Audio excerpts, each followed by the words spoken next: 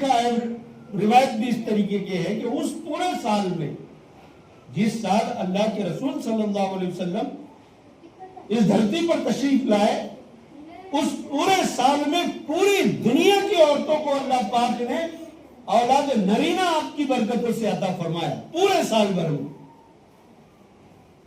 پوری دنیا کی عورتیں سب کے یہاں اولاد جو تو نرینہ یعنی لڑکے پیدا ہوئے۔ یہ آپ کی برکت کا کرشمہ ہے، آپ کی آمد کی برکت کا کرشمہ ہے دوستوں۔ نبوت کا اظہار تو آپ نے 40 سال کی عمر میں کیا۔ ہم لوگ ایک غلطی کر جاتے ہیں، اس کو یہاں یہ مذاکرہ ہے، اس کو درست کرنے کا موقع ہے۔ ہم یہ کہتے ہیں آپ نے جو ہے تو 40 سال کی عمر میں آپ کو نبوت ملی۔ یقینی بات ہے اظہار نبوت 40 سال میں ہوا۔ میرے الفاظ پہ غور کریں، اظہار نبوت 40 سال کی عمر میں ہوا، ورنہ اللہ پاک نے اس کائنات کے بنانے سے پہلے آپ کو نبی بنایا۔ جبریل کے اس ستارے کا واقعہ یاد ہے نا حاجی محمد جمع صاحب؟ میری زندگی میں نے 70,000 مرتبہ اس فرشتے کو دیکھا ہے، اور ہر 70,000 کے بعد وہ ستارہ طلوع ہوتا ہے۔ اب میری عمر کا تو بہتر اسے کیلکولیشن لگایا جائے۔ جبریل جس ستارے کو تم دیکھتے تھے وہ میں ہی تھا، میرا نور۔ اللہ تعالیٰ نے جو ہے تو مجھے ہی جو ہے تو وہ روشنی عطا فرمائی جس کا دیدار تم کرتے تھے۔ اظہار نبوت 40 سال کی عمر میں ہوا۔ اللہ کے رسول صلی اللہ علیہ وسلم کی حدیث کا خلاصہ ہے کہ اللہ تعالیٰ نے مجھے اس وقت نبی بنا دیا تھا جب میرے باپ اور ساری انسانیت کے باپ آدم ابھی گارے مٹی کے درمیان میں، آدم وجود میں بھی نہیں آئے تھے، تبھی اللہ پاک نے طے کر دیا۔ اسی لیے آپ کو وجہ تخلیق کائنات کہا جاتا ہے۔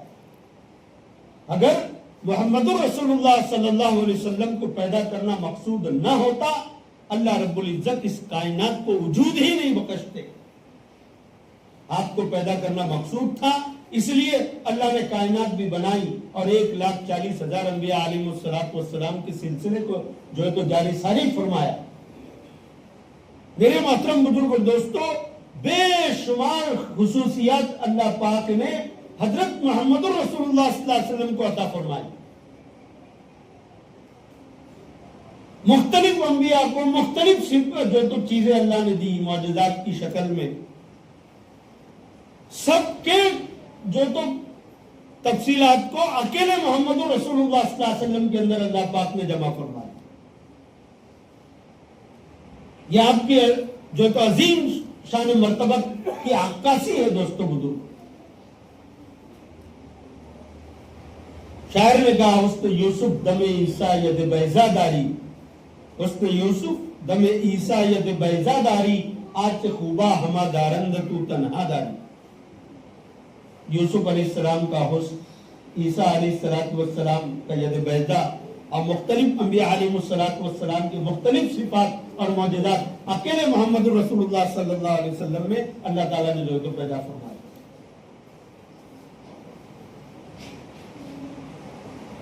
آپ کو رحمت بنا کر کے بھیجا،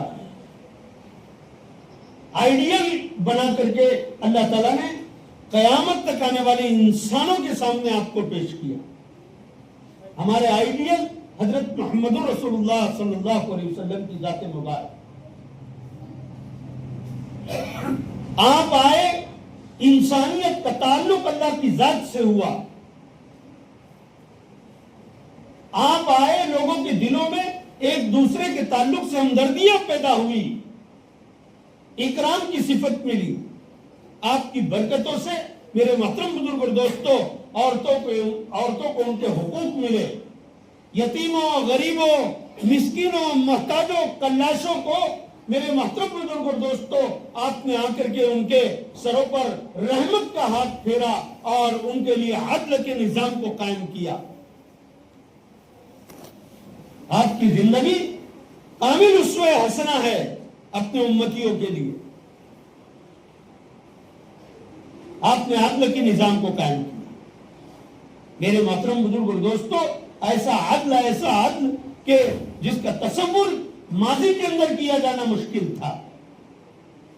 عربوں کی بگڑی ہوئی حالت اس طریقے سے تھی کہ کوئی ان کے اصلاح کا تصور نہیں کر سکتا تھا کہ یہ قوم کبھی سدھر سکتی ہے. کسی کے وہم و گمان میں یہ چیز نہیں تھی. اور صرف عربوں کا یہ معاملہ نہیں تھا دوستو بزرگوں، اس وقت جو ہے تو پورے زمانے کی یہ حالت ہو چکی تھی. ظلم و ستم عام تھا، بات بات پر لڑائیاں چلتی تھی، شرک اور کفر کی دنیا آماجگا بن چکی تھی. طاقتوروں کی حکومت تھی، قوت والوں کا نظام چلتا تھا. معذور، محتاج اور غریبوں کی کوئی سنوائی کرنے والا نہیں تھا. اللہ کے نبی علیہ الصلوۃ والسلام نے دنیا میں تشریف لا کر باطل کے نظام کو اپنے پیروں تلے دبا کر عدل کے انصاف کو قائم کیا، عدل کو قائم کیا. میرے محترم بزرگ اور دوستو، آپ نے عورتوں کو حقوق عطا فرمایا. کیا حال تھا عورتوں کا آپ کے آنے سے پہلے؟ لڑکیوں کو زندہ دفن کر دینا یہ زمانے کا شیوا بن چکا تھا. گھر میں اگر لڑکی پیدا ہوتی تو دوستو بزرگوں بڑے اہتمام کے ساتھ جیتے جی اس کو قبر کے حوالے کر دیا جاتا تھا. یہ صرف عربوں میں نہیں تھا، دنیا کے مختلف ممالک میں بسے ہوئے انسانوں کی زندگی کے اندر میرے محترم بزرگ اور دوستو یہ پرتھا چل رہی تھی، یہ ترتیب چل رہی تھی. عورتوں کو سٹوں اور جوؤں پر ہارا اور جیتا جاتا تھا. ماں کی بے قدری کی جاتی تھی. ماں کا کوئی مقام سماج و سوسائٹی میں نہیں تھا.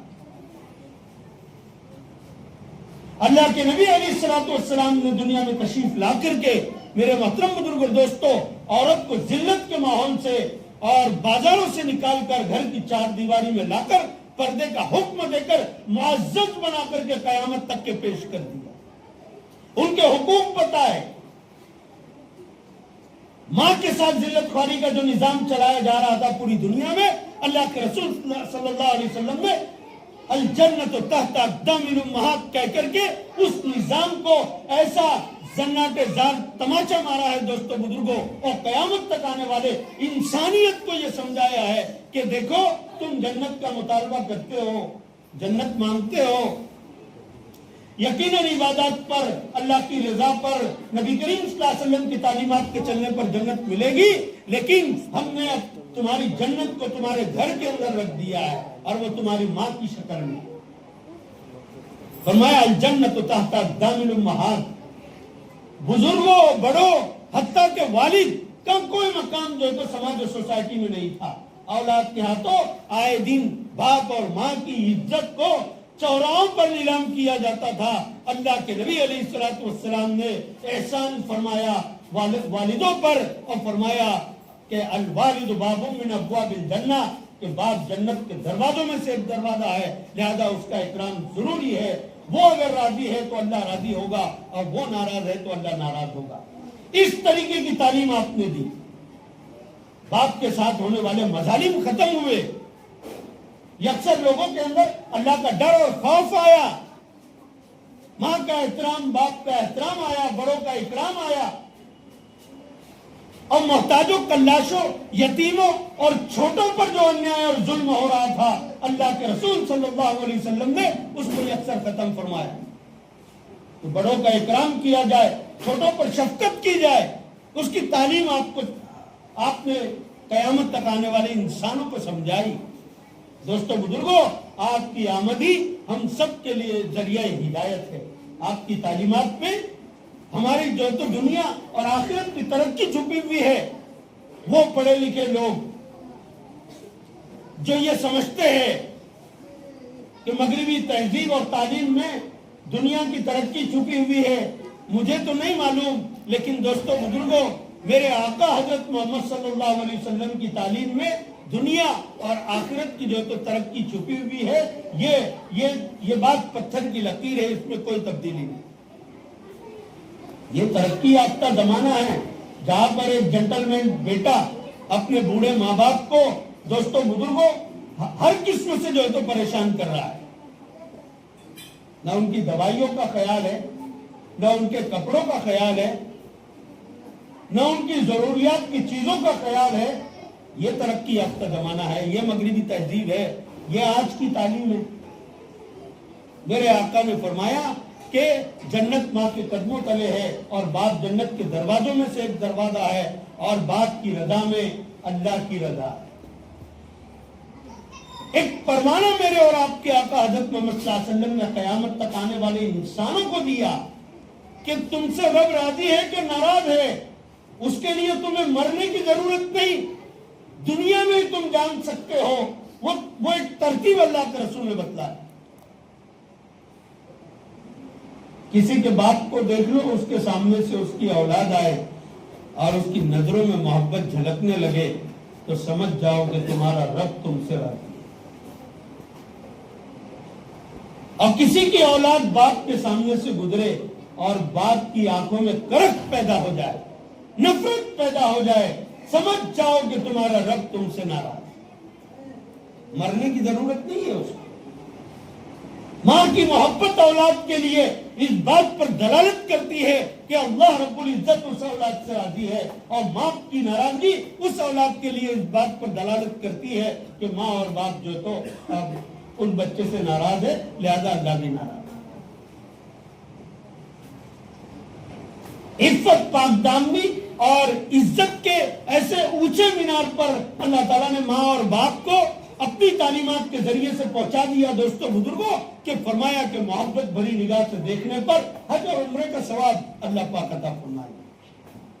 حج اور عمرہ ہم جائز طریقے سے حج کر رہے ہیں یا ناجائز طریقے سے کر رہے ہیں، ہماری جائیداد حلال کی تھی یا حرام کی تھی، اللہ ہی بہتر جانتا ہے۔ حج عمرہ قبول ہوگا نہیں ہوگا خدا کو ہی معلوم ہے۔ محبت بھری نگاہ سے ایک مرتبہ اولاد نے اپنی ماں یا باپ کو دیکھ لیا، اللہ کے رسول فرما رہے ہیں کہ اس کو ایک حج مقبول اور ایک عمرہ مقبول کا ثواب ملے۔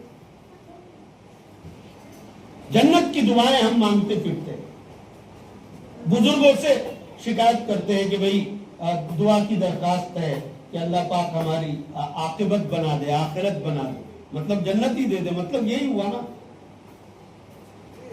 میری اور آپ کی سب کی جنت اللہ پاک نے میرے اپنے گھر میں رکھی ہے، اور وہ ماں کی شکل میں ہے دوستوں بزرگوں۔ اس کی خدمت کر کے ہم جو تو جنت کے حقدار بنے۔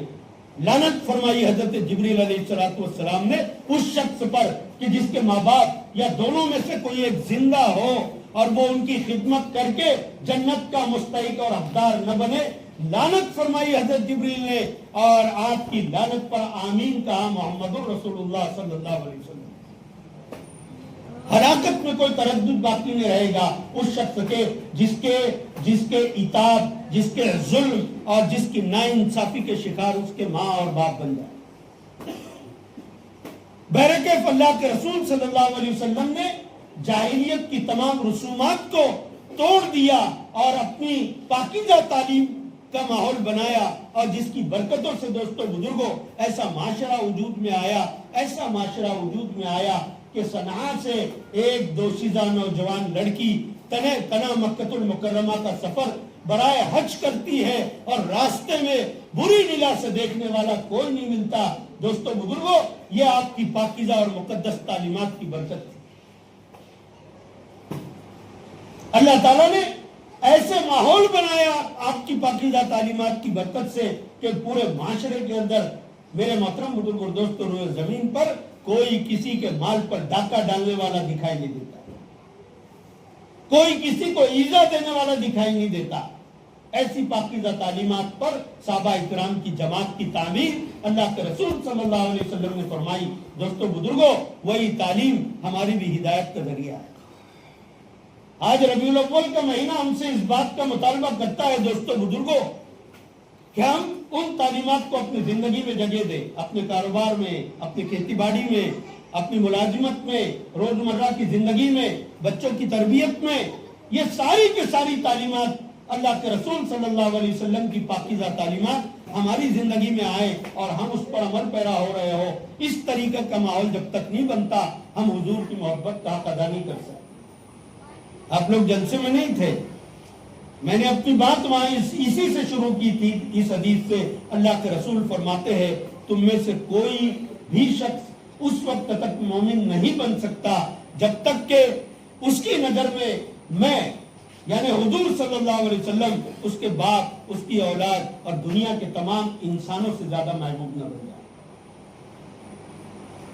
ہمارے دل کی کیفیت ہماری اولاد سے، ہمارے ماں باپ سے اور تمام عزیز و اقارب سے جب تک اللہ کے رسول صلی اللہ علیہ وسلم سے ان تمام سے زیادہ محبت کا پیمانہ ہمارے دل کی کیفیت کا نہ ہو جاوے، حضور کی محبت کا ادا نہیں ہو سکتا۔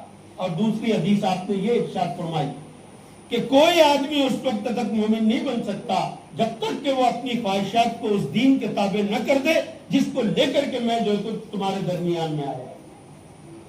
ہماری چاہتوں کو اللہ کے رسول کی تعلیمات پر قربان کرنا اور اللہ کے رسول صلی اللہ علیہ وسلم کی تعلیمات کے مطابق زندگی کو گزارنا، چاہے وہ موت مٹی کا مسئلہ ہو، شادی بیاہ کا مسئلہ ہو۔ دوستو بزرگوں، ایک مختصر سی بات 2 منٹ میں ختم کر کے کہ اللہ کے رسول صلی اللہ علیہ وسلم نے کیسی عجیب و غریب جو ہے تو تعلیم ارشاد فرمائی ہے۔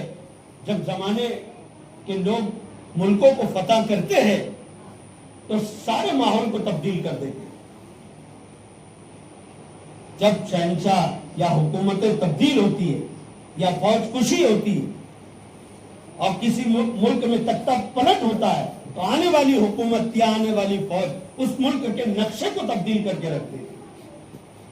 حالات اکثر بدل جاتے ہیں، لوگوں کے گھر ڈھا دیے جاتے ہیں، اجڑ جاتے ہیں، کھیتیاں جلا دی جاتی ہے، کاروبار ٹھپ ہو جاتے ہیں، کمپنیوں پہ قبضہ کر لیا جاتا ہے۔ اللہ کے رسول صلی اللہ علیہ وسلم نے مکہ المکرمہ کو فتح فرمایا۔ دوستو لمبا بڑا واقعہ ہے، میں جس نقطے کی طرف لے جانا چاہتا ہوں وہ یہ کہ آپ فاتح کی حیثیت سے داخل ہوئے، آپ کے چہرے پر کوئی غرور گھمنڈ کے آثار نہیں تھے، انتہائی اطمینانت تھی، لجاجت تھی۔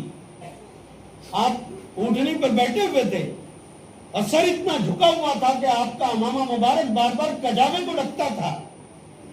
کسی نے کہا کہ آج بدلے کا دن ہے، اللہ کے رسول نے ناراضگی کا اظہار کیا، آج بدلے کا دن نہیں ہے، آج رحم کرنے کا دن ہے۔ حرم کے صحن میں دوستو بزرگوں وہ سب کے سب لوگ موجود تھے جنہوں نے اللہ کے رسول صلی اللہ علیہ وسلم کے راستوں میں کانٹے بچھائے، آپ پر پتھر کی بارشیں کی، آپ پر ظلم و ستم کیا، آپ کے صحابہ اکرام کو تکلیف دی، بلال حبشی کے گلے میں توق ڈال کر کے مکہ کی گلیوں میں کھینچا، وہ سبھی لوگ موجود تھے۔ حضرت خباب کو جنہوں نے مارا وہ لوگ تھے، حضرت سمیہ کے جنہوں نے 2 ٹکڑے کیے وہ لوگ تھے، تمام ظالمین موجود تھے۔ اللہ کے رسول صلی اللہ علیہ وسلم مسجد حرام میں آئے اور کہا اذهبوا فانتم الطلقاء، جاؤ تم سب آزاد ہو، ان سے کوئی معاوضہ نہیں کیا جائے گا، میں نے تمہیں معاف کر دیا، آج معافی کا دن ہے۔ لا تسریم علیکم اليوم، تم پر جو ہے تو کوئی مقدمہ نہیں چلایا جائے گا، ہم نے سب کو معاف کر دیا۔ جو ابھی سفیان کے گھر میں داخل ہوگا اس کو بھی امان، جو مسجد حرام میں آئے گا اس کو بھی امان، اور نام لیے صحابہ اکرام کے، جو ان کے گھر میں آئے گا اس کو امان، جو اس کے گھر میں جائے گا ان کو امان۔ اس حالت کو دیکھ کر اب تک بھی جن کی جو ہے تو کشمکش بنی ہوئی تھی اور اب تک ایمان نہیں لائے تھے، اللہ کے رسول کے اس سلوک کو دیکھ کر کے جوک دور جوک ایمان میں داخل ہو گئے، مکہ فتح ہو گیا، شام ہو گئی۔ اللہ کے رسول صلی اللہ علیہ وسلم کو بڑے بڑے جلیل القدر صحابہ اور مکہ کے سرداران بھی دعوت تام پیش کر رہے کہ اللہ کے رسول ہمارے گھر چلے، آپ تناول فرمائے، کھانا کھائے۔ اللہ کے رسول نے فرمایا نہیں، یا میری بہن ہے ام ہانی، میں ان کے گھر جاؤں گا۔ اللہ کے رسول اپنی بہن کے گھر گئے۔ مکہ کا فاتح اس زمانے میں 10,000 لشکر کے ساتھ آپ تشریف لائے تھے، چاہتے تو سب کچھ کر سکتے تھے، لیکن اللہ کے رسول نے سب کو معاف کیا۔ کون لوگ تھے؟ حضرت حمزہ کا کلیجہ چبانے والے بھی انہی میں تھے، حضرت حمزہ کو شہید کرنے والے بھی انہی میں تھے، آپ کے جلیل القدر صحابہ اکرام کو تکلیف دینے والے انہی میں تھے۔ اللہ کے رسول نے سب کو معاف کر دیا۔ یہ میرے رسول کی تعلیم ہے۔ और आप जो तो अमीर कारवां थे, आप उस मुल्क के सिपह सालार थे, आप जो चाहे कर सकते थे। अपनी बहन के घर जाना पसंद किया और कहा उम्मे हानी बहुत भूख लगी है, खाने के लिए कुछ चाहिए। हजरत उम्मे हानी को इस्लाम कबूल करने की पादाश में उनके शौहर ने 10 साल पहले तलाक दे दी। अल्लाह के रसूल आए, उम्मे हानी बहुत खुश हुई,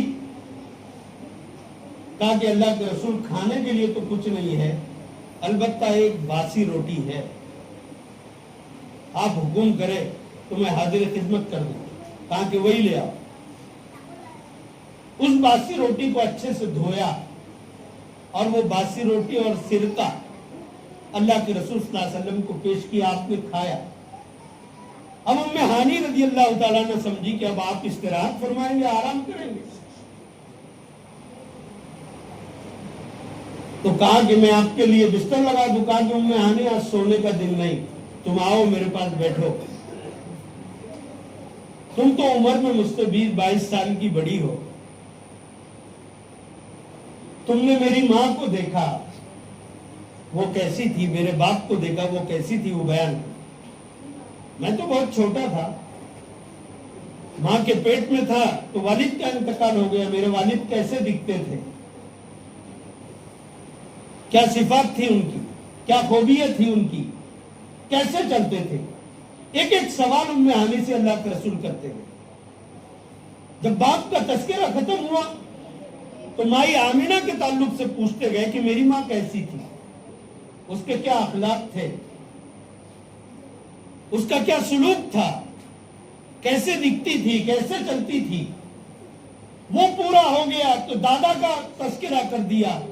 दोस्तों बुजुर्गों, अल्लाह के रसूल सल्लल्लाहु अलैहि वसल्लम इस वक्त उस मुल्क के यानी मक्कतुल मुकर्रमा के सबसे अजीम तरीन इंसान थे, बादशाह थे, नबी तो थे, रसूल तो थे, फातिहाना अंदाज में दाखिल हुए थे। आप मुर्गे मुसल्लम खा सकते थे, लेकिन आपको यह पैगाम देना था, अल्लाह तुम्हें कितनी भी तरक्की दे और ऊंचाई पर पहुंचाए और इज्जत के मीनार पर पहुंचाए और माल और दौलत के खजानों का मालिक तुम्हें बना दे, लेकिन तुम अपने गरीब रिश्तेदारों को मत भूलो। अल्लाह के रसूल अपने गरीब बहन के यहाँ जाकर के खाना पसंद किया। मेरे भाई बुजुर्ग और दोस्तों, ये आपकी अजीम तालीमात है, इसको हम अपनाएंगे। अल्लाह ताला दुनिया आखिरत की भलाई का मामला हमारे साथ करेगा। वाक़िअ दावाना अल्हम्दुलिल्लाह। सुन्नत पढ़ लेना।